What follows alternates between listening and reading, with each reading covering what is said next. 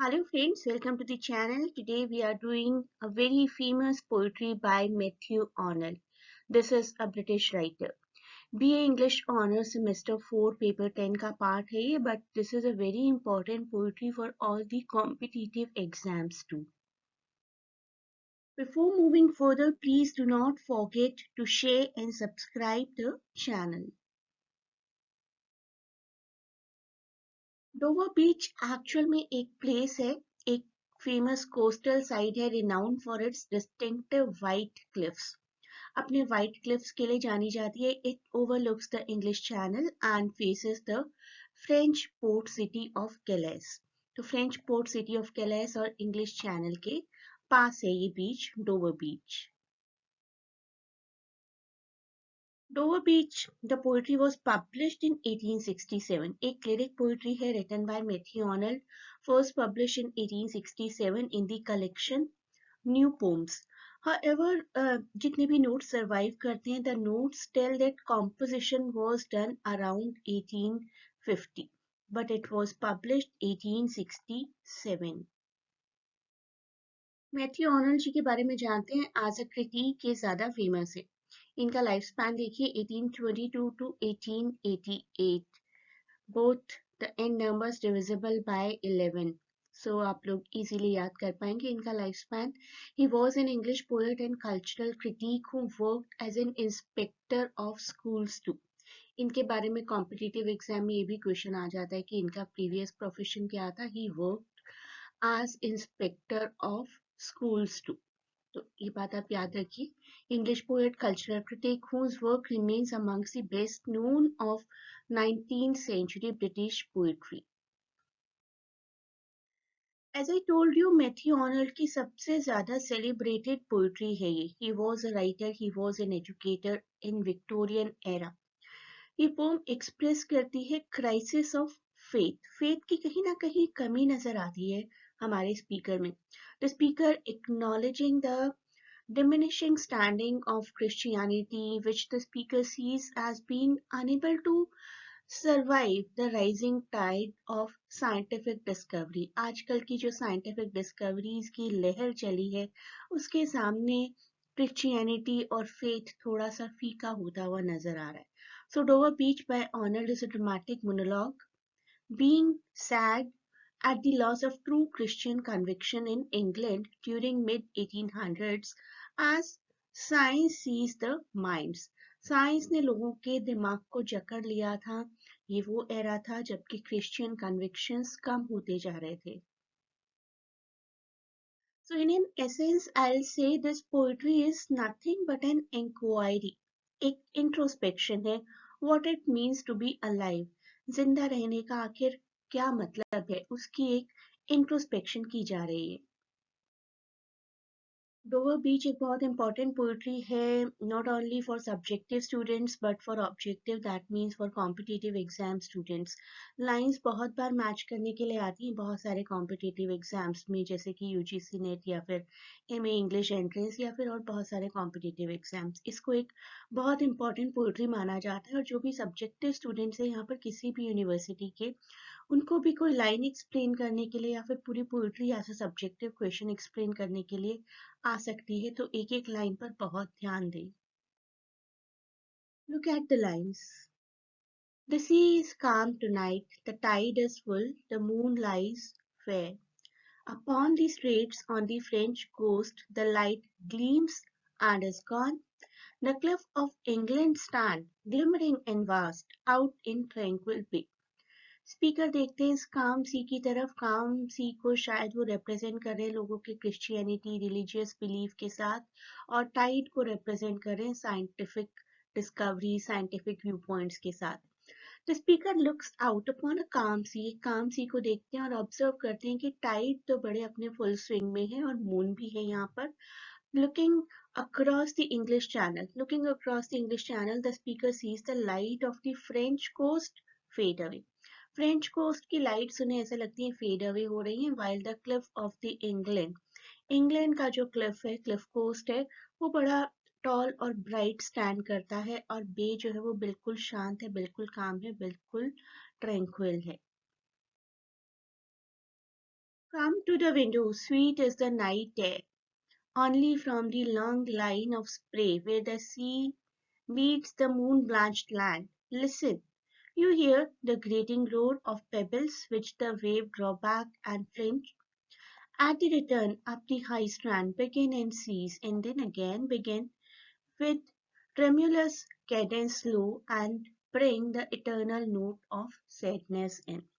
Suddenly हमारे जो speaker हैं वो किसी को एड्रेस करते हैं और इम्प्लोर करते हैं इस पर्सन को come and look at what the speaker is looking at आओ देखो जो मैं देख रहा हूँ and to enjoy the night's pleasant air कि कितनी प्लेजेंट है हवा यहाँ पर the speaker senses something is not quite right कुछ तो गड़बड़ है and describes the spray where the water meets the moonlit land तो एक ऐसा प्लेस मेंशन करते हैं जहां पर कि वाटर मून की रोशनी के साथ मिल रहा है the speaker instructs that person जिसको भी उन्होंने बुलाया है to listen to the sounds of pebbles listen you hear the grating roar इन पत्थरों की आवाज सुन रहे हो listen to the sound of pebbles as the wave shift them back and forth लहरें आती हैं पत्थरों के ऊपर लहरें पड़ती हैं पत्थरों के ऊपर आती हैं जाती हैं आती हैं जाती हैं up the beach and down again The speaker notes the slow repeating action and identifies it with eternal sadness. और अचानक से ही हमारे स्पीकर उन लहरों के और पत्थरों के बारे में सोचकर थोड़े से उदास हो जाते हैं अब वो एंशियंट राइटर सोफोक्लिस के बारे में सोचते हैं Sophocles long ago heard it on the Aegean and it brought into his mind the turbid ebb and flow of human misery. Sophocles ने भी बहुत सालों पहले शायद ईजियन सी पर खड़े होकर ऐसी ही सैडनेस देखी होगी ईजियन इज द सी जिसको सोफोक्लिस ने अपनी बहुत सारी ट्रेजेडीज में मेंशन किया है तो ये पत्थर शायद ह्यूमंस हैं और लहरों का बार बार आना जाना पत्थरों की शेप को बदल देना is human misery We find also in the sound a thought, hearing it by this distant northern sea. So all of a sudden, speaker thinks about the ancient Greek playwright Sophocles और imagine करते हैं Sophocles ने भी Aegean Sea पर ऐसा ही कोई sound सुना होगा. Sophocles in the mind of the speaker likens the sad sound of the wave to the general sorrow of humanity. और Sophocles ने भी इस sound को मैच किया होगा आजकल की ह्यूमन सॉरो के साथ which moves like the waves. The speaker then notices another thought that comes with the sound of the sea. sea का sound जैसे जैसे आता है स्पीकर को नई नई thoughts आती रहती हैं. Let us see what he says next. The sea of faith was once too at the full and round earth's shore lay like the folds of bright girdle fold. इस सी में भी कभी एक बहुत बड़ा फेथ था Explaining the next thought, the speaker describes religious faith as a sea that was once full like a tide. लोगों में जो religious faith था ना that was like a sea.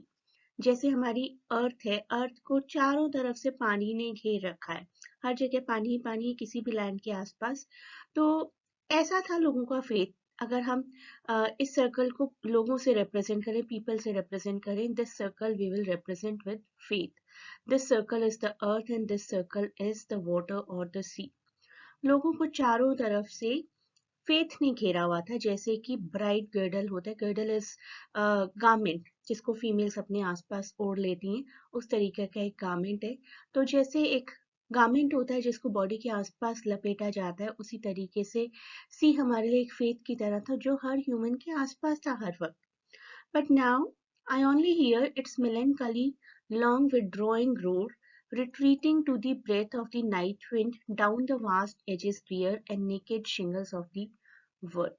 लेकिन now, अब the speaker just hears the sea's sad treatment. sea अब जो है ये faith जो अब लोगों को है ये sad तरीके से treat कर रहा है as the sea of faith becomes smaller छोटा होता जा रहा है लोगों का faith says the speaker it disappears into the atmosphere and leaves the edges of the world naked लोगों का जो रिलीजन में बिलीफ था वो धीरे धीरे धीरे छोटा होता जा रहा है कम होता जा रहा है डिसअपियर भी होता जा रहा है and at the end leaving the edges of the world naked, लोगों को बिल्कुल रिलीजियस लेस बनाकर ही जाएगा शायद ये सी। ये जो हमारे स्पीकर हैं अचानक से अपने कंपानियन को लव कहकर एड्रेस करते।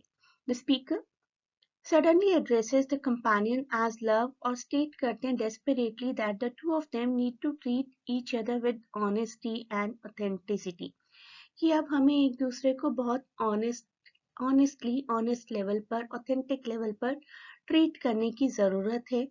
This is because the world, though it has a dream-like quality of variety, beauty, newness, इस world में बहुत कुछ है, variety है, beauty है, नयापन है, doesn't actually offer joy, love और clarity.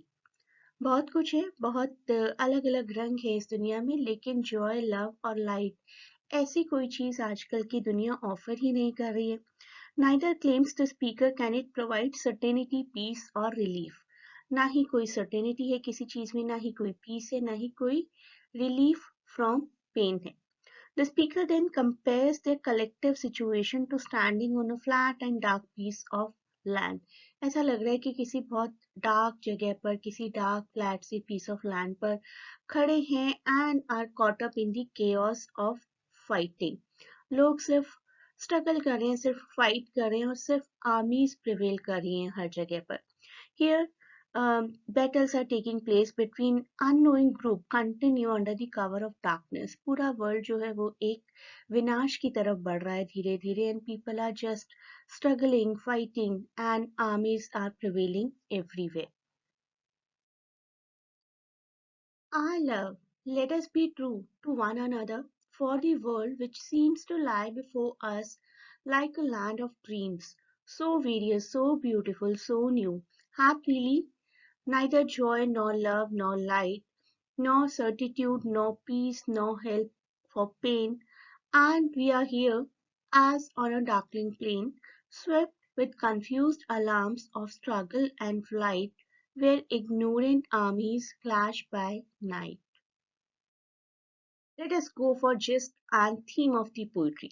It was written during the Victorian era. Victorian era के बारे में अगर आप लोगों ने पढ़ा है तो it started in 1837 and did end in 1901.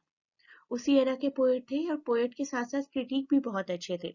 Written during the Victorian era, Matthew Arnold's Dover Beach declares the loss of religious faith that came with the advances in various fields of the time, evolutionary biology, geology.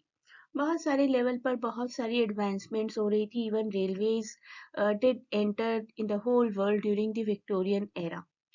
For the speaker, loss of faith associates with the loss of certainty. अगर आप अपना faith loose कर देते हैं that means कि आप अपनी life में एक सर्टेनिटी को भी मिस कर रहे हैं। The Dover beach seems to symbolize this loss both in its sights and its sounds. लोग जो हैं they are getting डायरेक्शनलेस, लोगों को पता नहीं किस डायरेक्शन में जाना है, क्या पाना है, लाइफ की असली खुशी क्या है। असली खुशी को खोकर people are just running after new scientific inventions and new scientific discoveries. So that is it for this part of the video. Using this playlist on your screen, you can reach to the other videos of this paper 10. Please do not forget to share and subscribe the channel, and best of luck for your exams.